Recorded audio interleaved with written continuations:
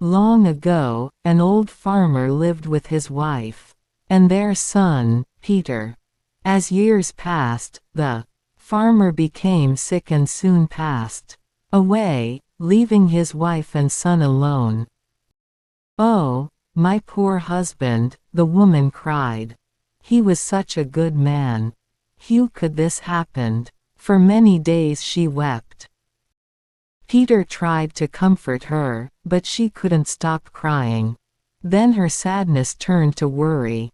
At night she looked at the sky and whispered, "What are we going to do? How will we live?" After some weeks, she became strong again and made plans.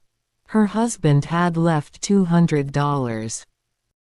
When almost all their food was gone, she gave Peter $100 and said, "Go to town, my son.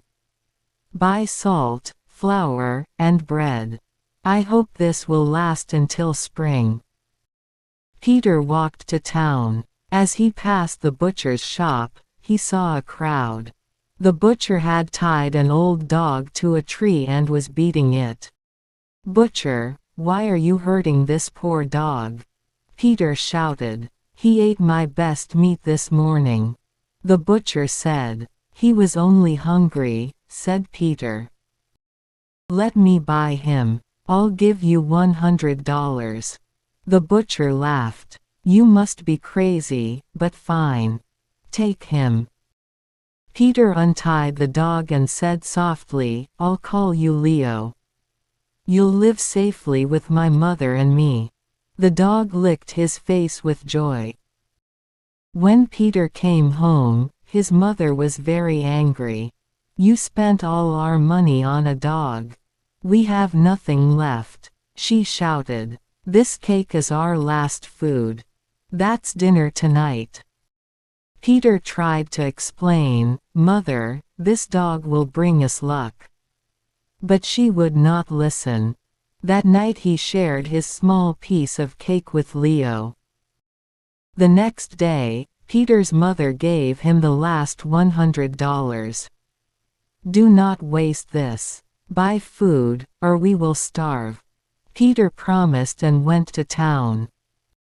On the way, he saw a boy dragging a cat with a rope.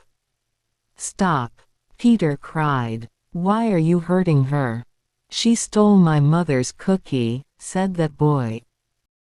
"I'll throw her in the river." "I'll buy her," said Peter. "Here, take $100. The boy laughed but agreed. Peter held the cat in his arms.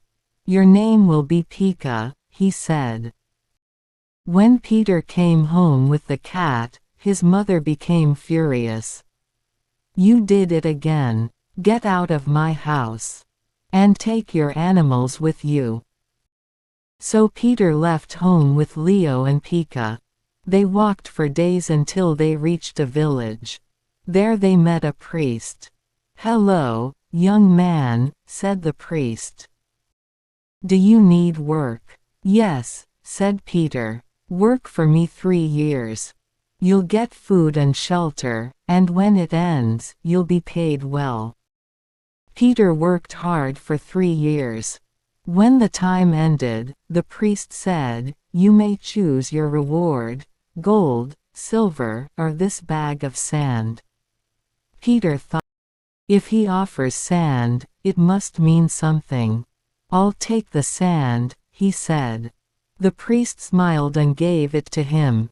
The bag was heavy, but Peter carried it with Leo and Pika. After days of walking, they came to a dark forest. In the middle of it, a fire burned around a young woman tied to a tree. "Help me, please," she cried. "Save me and I'll bring you good luck forever." Peter ran and threw the bag of sand on the fire. The flames died out. "Thank you. You saved my life," she said. "I am the daughter of the King of Elves. An evil king tried to destroy me." She gave Peter a golden ring. "Taos is a magic ring. It can give you anything you wish. But never tell anyone its secret, or you'll suffer." Then she turned into a snake and disappeared into the forest. Peter looked at the ring. "We'll never be poor again," he told Leo and Pika. He threw the ring from one hand to the other, and suddenly 10 young men appeared. "Oh master, tell us what you want," they said. "Take us home to my mother," Peter said. They returned home. His mother wept with joy. "My son, can you forgive me?" "There's nothing to forgive," Peter said. "Our life will be happy now." Peter used the ring secretly to bring food, clothes, and comfort. They lived well for many months. Then he thought about marriage. "Mother," Bee said, "please go to the king and ask if I may marry his daughter." "Peter, that's impossible," she said. "The king will never agree." But Peter insisted. At the palace, the king laughed. "A farmer's son wants my daughter. Bring me rich gifts, then we'll talk."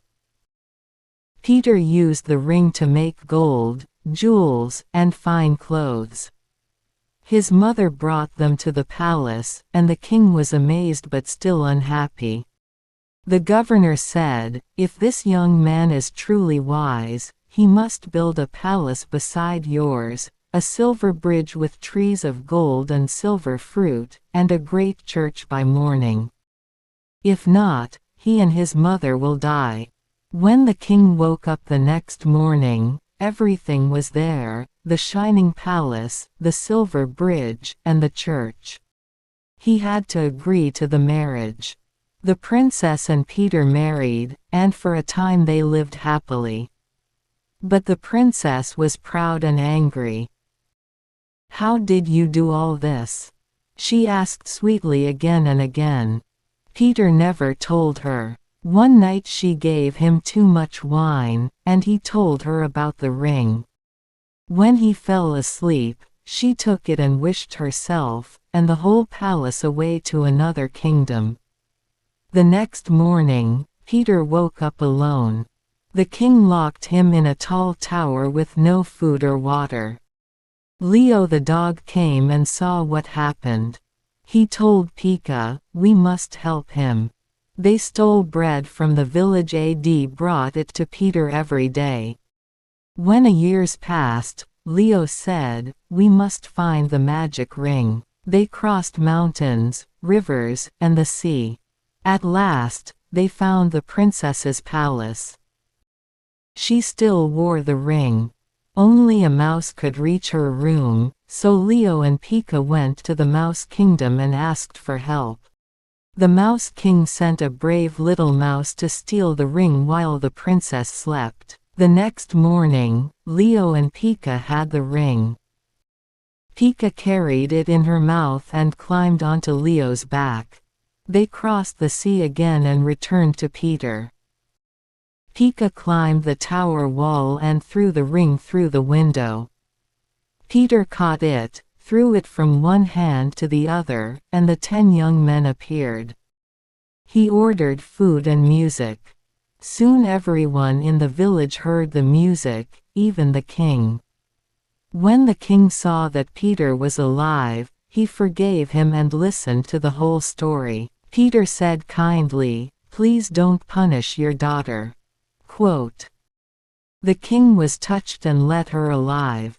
That night, Peter used the ring to bring back the palace, the bridge, and the church. In the morning, the king saw them shining again and was full of joy. The princess finally understood Peter's goodness and grew to love him. Peter's mother came to live with them in the grand palace. She often said, "My son's kindness brought us everything." They lived happily together ever after, and Leo and Pika stayed by Peter's side all their days.